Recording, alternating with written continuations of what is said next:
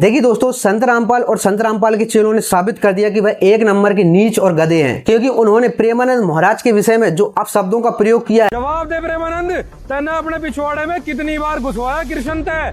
बड़ी अश्लील लग रही होंगी ये बात। एक महान संत के विषय में आपको इस तरह का शब्द का प्रयोग नहीं करना चाहिए था। पहली बात, गीत गोविंद पुस्तक 800 वर्ष पहले लिखी गई और उस टाइम कुछ मुगलों ने वेदों को जला भी दिया था ताकि उनका शासन चल सके। और सबसे बड़ी बात, गीत गोविंद पुस्तक प्रेमानंद महाराज ने तो लिखी नहीं, तो ऐसे अपशब्दों का प्रयोग आपने प्रेमानंद महाराज के विषय में किस प्रकार कर दिया है? क्योंकि संत रामपाल ने भी एक पुस्तक लिखी है, ज्ञान गंगा, जो एक नंबर की घटिया और बेकार पुस्तक है, जो शास्त्रों के विरुद्ध लिखी गई है। क्योंकि ज्ञान गंगा पुस्तक में भी लिखा है कि संत रामपाल भगवान है। किस एंगल से लगता है भगवान? और उसमें यह भी लिखा है कि संत रामपाल में इतनी शक्ति है कि वे प्रकृति का भी परिवर्तन कर सकते हैं। अरे भाई, जो अपने कर्मों का परिवर्तन नहीं कर सकता वो प्रकृति का क्या परिवर्तन करेगा? जिसने 11 साल जेल में काटी उनमें वह परिवर्तन नहीं कर सका, तो प्रकृति में परिवर्तन क्या करेगा? जो अपने पास भिन्न भिन्नाती मक्खियां और मच्छर तक नहीं भगा सकता, तभी साथ में कूलर और पंखे ले फिरता है। और संत रामपाल कहता है कि 4 साल में आदि सनातन स्थापित कर देगा।